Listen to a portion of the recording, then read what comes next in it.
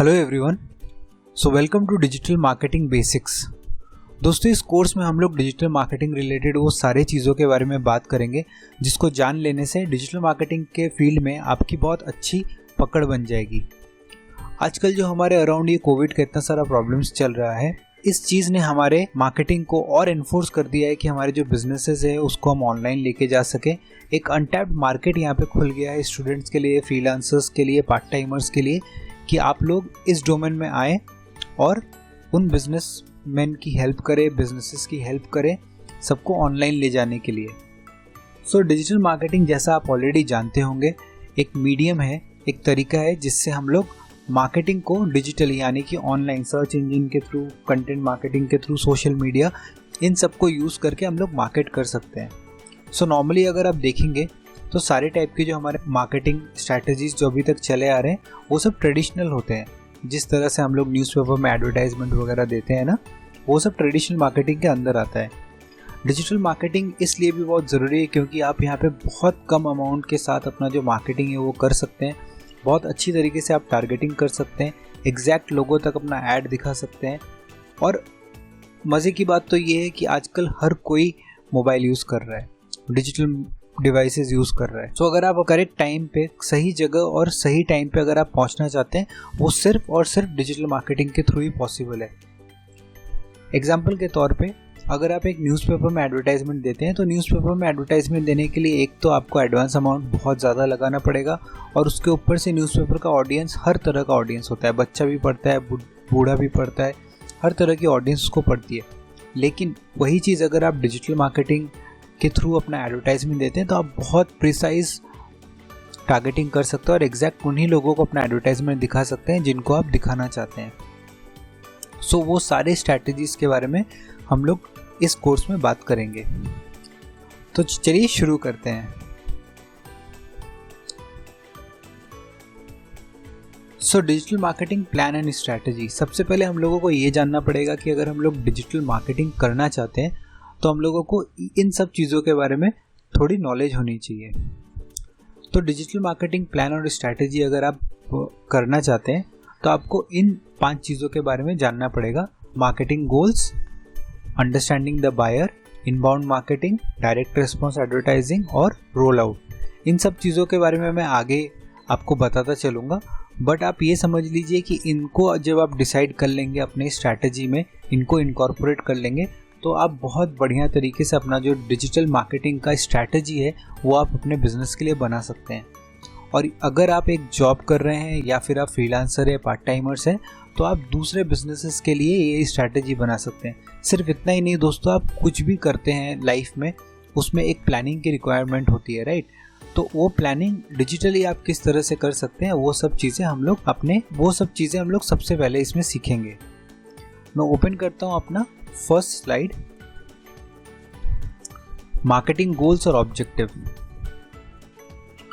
सो जब भी हम ट्रेडिशनली मार्केटिंग करते हैं या हम ट्रेडिशनली अपने लाइफ में कुछ भी करते हैं तो हम लोगों को एक गोल की ज़रूरत होती है। अनटिल अनलेस आपके पास एक गोल है, आप डिसाइड नहीं कर सकते कि आपको क्या चाहिए। उसके बगैर आप ना इन्वेस्टमेंट कर पाएंगे, ना तो आप एग्जीक्यूशन कर पाएंगे।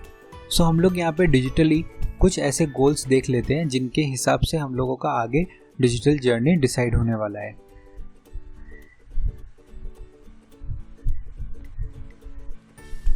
सो जब हम डिजिटल मार्केटिंग ऑब्जेक्टिव्स के बारे में बात करते हैं तो वो मेजरली 4 तरह के हम लोगों के मार्केटिंग ऑब्जेक्टिव्स होते हैं। सबसे पहला तो है एक्विजिशन ऑब्जेक्टिव, जहाँ पे हम लोग अक्वायर करने के लिए, नए नए कस्टमर्स को एक्वायर करने के लिए जो हम लोग स्ट्रैटेजीज बनाते हैं वो हमारे एक्विजिशन ऑब्जेक्टिव्स में आता है।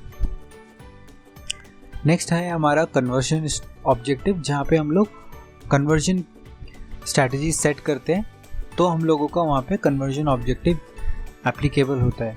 उसी तरीके से एडवोकेसी है, जहाँ पे हम लोग अपने यूज़र्स को एज एडवोकेट्स बनाते हैं। लॉयल कस्टमर्स को हम लोग आगे बोलते हैं कि आप रेकमेंड करो एक फ्रेंड को। तो वो सारे लोग जो एडवोकेसी हम कराना चाहते हैं, अपने ब्रांड को और बढ़ाना चाहते हैं, लोगों को वर्ड ऑफ माउथ से हम लोग और सेल्स लाना चाहते हैं, तो वो सारे के सारे जो ऑब्जेक्टिव्स है वो एडवोकेसी के अंदर आते हैं। और रिटेंशन में उसी तरीके से जब हम लोग रिटेन करके रखना चाहते हैं। सो हम लोग हमेशा ये बैलेंस मेंटेन करना चाहेंगे न्यू वर्सेस ओल्ड कस्टमर्स। सो हमारे जो ओल्ड कस्टमर्स हैं उनको हमको रिटर्निंग कस्टमर्स बनाना है, और जो हमारे नए कस्टमर्स हैं उनको हम लोगों को और बिल्ड करना है। सो मेजरली जैसा मैंने आपको बताया 4 तरह के डिजिटल मार्केटिंग ऑब्जेक्टिव्स होते हैं। एक्विजिशन ऑब्जेक्टिव, नए कस्टमर्स को लाने के लिए। कन्वर्जन ऑब्जेक्टिव, कन्वर्ट करने के लिए एग्जिस्टिंग कस्टमर्स को सेल्स पे कन्वर्ट करने के लिए। रिटेंशन ऑब्जेक्टिव, जहाँ पे हम लोग कस्टमर्स को रिटेन करके रखने के लिए ऑब्जेक्टिव सेट करते हैं। और चौथा है हमारा एडवोकेसी, जहाँ पे इंटरनेट पे हमारे जो कस्टमर्स हैं उनको हम लोग वर्ड ऑफ माउथ से और कस्टमर्स एक्वायर करने के लिए कैसे उनको अपने ब्रांड एडवोकेट्स बना सकते हैं, वो सारी चीज़ें हम लोग इस स्लाइड में डिस्कस करते हैं। तो जब इन्हीं सब चीज़ों के बारे में हम लोग ऑनलाइन बात करते हैं, डिजिटली बात करते हैं, तो हम लोगों के क्या क्या मार्केटिंग ऑब्जेक्टिव्स हो सकते हैं, चलिए आइए देखते हैं। सबसे पहला हमारा ये मार्केटिंग ऑब्जेक्टिव हो सकता है कि हम लोगों को अपना सेल्स और रेवेन्यू इंक्रीज करना है। सेकंड हमारा मार्केटिंग ऑब्जेक्टिव हो सकता है हम लोगों को टारगेटेड ट्रैफिक अपने वेबसाइट पे लेके आना है। सो अगर आपके वेबसाइट पे ट्रैफिक आएगा तो वो, अगर आपका पूरा का पूरा सेल्स फनल ठीक से बिल्ट है तो आप उसको कन्वर्ट कर सकते हैं एक बढ़िया से रेवेन्यू में। थर्ड है हमारा इंक्रीज योर ऑनलाइन विजिबिलिटी। आप जो अपना बिजनेस है उसको आप किस तरह से ऑनलाइन लेके जा सकते हैं, वो भी आपका एक मार्केटिंग ऑब्जेक्टिव हो सकता है। और एग्जैक्टली उसी तरीके से फोर्थ है रैंक नंबर 1 ऑन गूगल, ताकि जो आपको इतना सारा जो फ्री ट्रैफिक है, जो लोग आप सर्च कर रहे हैं आपके बिजनेस के बारे में, आपके बिजनेस से रिलेटेड टर्म्स को सर्च कर रहे हैं, तो किस तरीके से आप गूगल के टॉप रिजल्ट्स में आ सकें ताकि आपका जो बिजनेस है वो एक्सपोनेंशियली ग्रो कर सके। सो इस तरह के कुछ मार्केटिंग ऑब्जेक्टिव्स आप अपने बिजनेस के लिए सेट कर सकते हैं। चलिए हम लोग देख लेते हैं, अगर इसी को हम लोग और ब्रेक डाउन करके बात करना चाहें कि मार्केटिंग ऑब्जेक्टिव किस तरह का होता है, एक्चुअल मार्केटिंग ऑब्जेक्टिव किस तरह का होता है, तो हम लोग एक नेक्स्ट अपना जो स्लाइड है वो देख लेते हैं। सो जैसा हमने पिछले वाले स्लाइड में बात किया था, मार्केटिंग ऑब्जेक्टिव समवॉट देखिए यहाँ पे वैसा ही है, बट हम लोग और ड्रिप डाउन करके हम लोग एग्जैक्ट मेंशन करते हैं कि हम लोगों को किस टाइप का ऑब्जेक्टिव सेट करना है। सो यहाँ पे देखिए, जैसे अगर आपको सेल्स इंक्रीज करने का अगर ऑब्जेक्टिव सेट करना है तो आपका मार्केटिंग ऑब्जेक्टिव होना चाहिए increase sales by 10% from existing customer by the end of year. तो इस तरह का आप एक ऑब्जेक्टिव सेट कर सकते हैं। या फिर आपको ऑर्गेनिक ट्रैफिक बढ़ाना है 25% से एंड ऑफ ईयर। तो इस तरीके से आप लोगों को अपना जो मार्केटिंग ऑब्जेक्टिव है वो सेट करना होगा। जब आप मार्केटिंग ऑब्जेक्टिव एक सेट करेंगे, उसी हिसाब से आप बैक ट्रैक करके देख सकते हैं कि वहाँ तक पहुँचने के लिए आपको कौन से स्टेज में क्या क्या चीज़ों को करना पड़ेगा।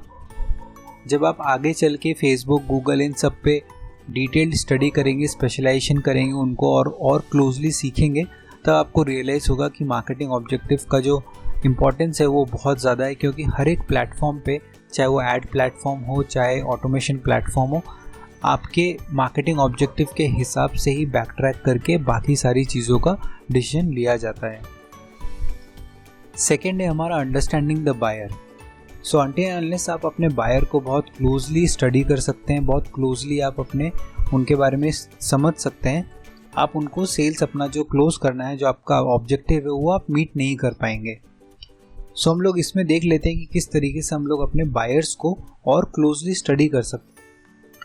बायर्स को बहुत क्लोजली मॉनिटर करने के लिए आप लोगों को बायर्स का जर्नी समझना पड़ेगा कि बायर किन किन स्टेज से होके गुजरता है एक सेल को क्लोज करने के पहले। तो आप बहुत ईजिली, बहुत अच्छी तरीके से अपना जो बिजनेस है उसको डिजिटली रेडी कर पाएंगे।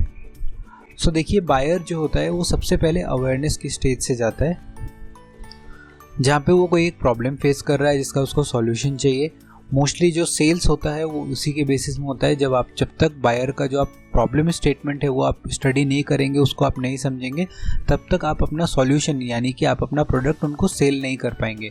सो अवेयरनेस होना ज़रूरी है। आप बायर के बारे में जानिए, कहाँ पे वो लोकेटेड है और उनकी क्या प्रॉब्लम स्टेटमेंट है। फिर आता है हमारा कंसिडरेशन स्टेज। कंसिडरेशन स्टेज में बायर कंसिडर करता है कि कौन कौन से उसके पास ऑप्शंस है, वो चेक करता है customer testimonials, reviews, detailed information लेता है वो सॉल्यूशन के ऊपर। ये सब लेने के बाद फाइनली वो परचेज़ करता है।